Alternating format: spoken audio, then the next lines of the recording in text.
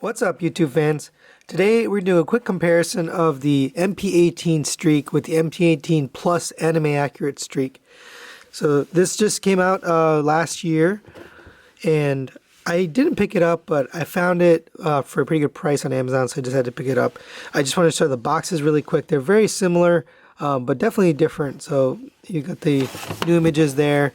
And on the back, you've got different product shots. They used to show everybody going into the trailer.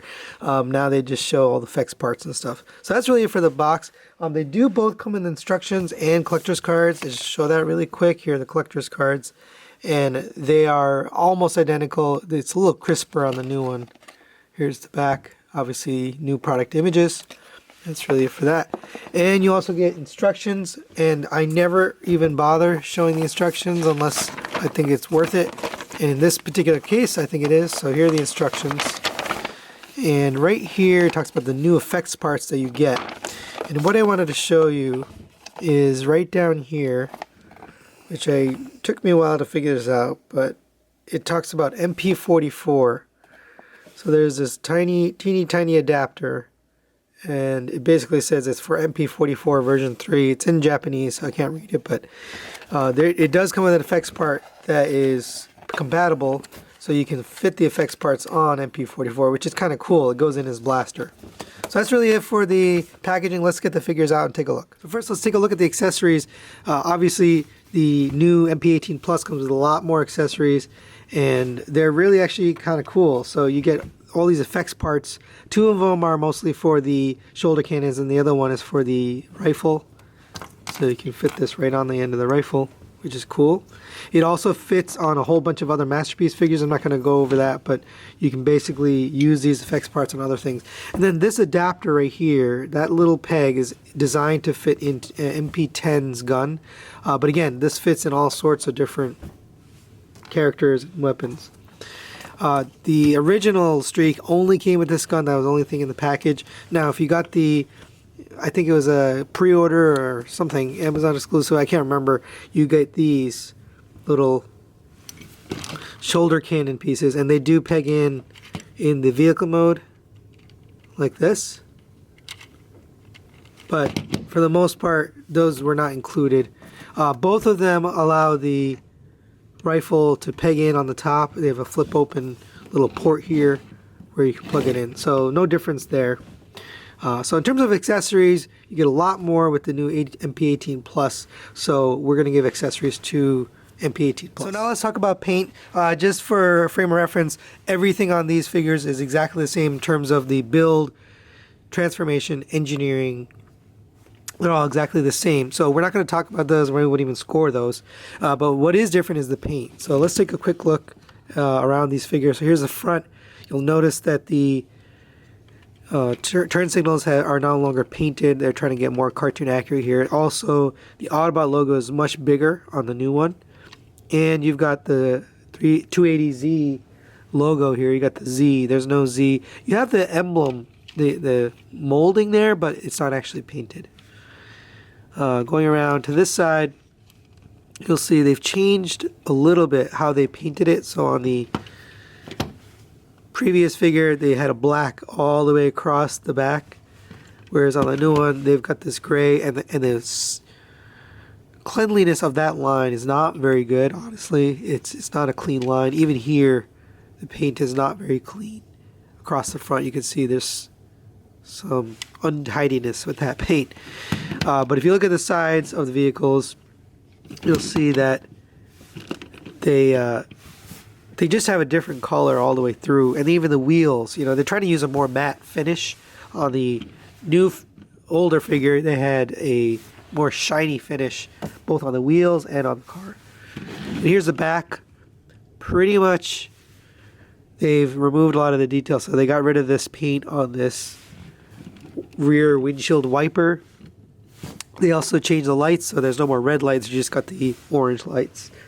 And then on the back, you've got the same tailpipe, nothing else there. And then also, the rear view mirrors are black instead of this grayish color. But that's really it at the bottom. Nothing really to see there. So all in all, oh, and then on the top, sorry, I left this out. There is this silver paint accent all the way around the T-top. My dad had this car, so it has some nostalgia to me, and he had the T-top. So something about this car, I just love it. And the new one really doesn't show off the look of this car. This old one really does in terms of paint. So we're going to give paint to the old original MP-18 just because it's a lot more vibrant and it stands out. There's a lot of more added details and stuff like that. So here they are in their robot modes. Like I said before, transformation, engineering, everything is exactly the same as it was on the original version. So we're not going to talk about the transformation, but there is many differences in the robot mode. Now let's take a quick 360. So here are the robot modes. You can see the paint differences are quite significant. So everything that was this silverish color here is now this matte gray, and everything that was black is now this darker gray. Also the arms, they changed that from black to dark gray, and then the hands match the plastic. Well, it's plastic, it's not painted, but it matches the color. Here's the back. You can see that the original streak had a lot of red parts on the inside. Now they have a lot of gray. Trying to change up that look. And then the glass is also this tinted blue. I forgot to mention that in the vehicle mode. All the glass is tinted blue versus the tinted gray. So there it is, all 360.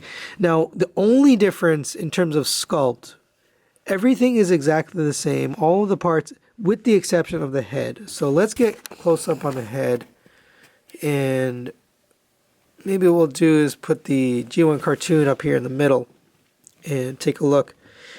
And I think they did a really good job with this head sculpt. It's very well done. It looks really close to the G1 cartoon.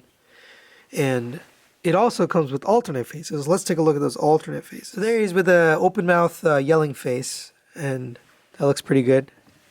And there he is with a open mouth happy face, and also that looks really good. All these faces are well sculpted. And there he is with all his effects parts and weapons, and it looks really good. I really like these effects parts. They all just kind of plug in. They also can be, you can mix and match pieces, and you can have this on here. You know, you can kind of redo it. And this is how it looks up close. Very, very nice detail.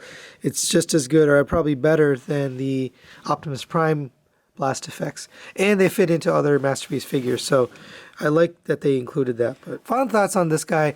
Both of these are the same price of retail, $80, so we didn't even talk about price. But for the value, you're getting a little bit more because you're getting these blast effects and you're getting the alternate face pieces. So for that reason, I do think that this one is a better value. But in terms of looks, it is 100% completely objective. I actually prefer the look of the original in vehicle mode. It's shiny and it pops. It actually has some nostalgic value to me because of my dad's car and the fact that it just reminds me of that. And this one doesn't look anything like that. It looks like a cartoon. It does not look like a realistic car. So there's something to be said about the fact that even though it's not cartoon accurate, the paint scheme on this is just very attractive. So it depends what you want, depends what you're looking for.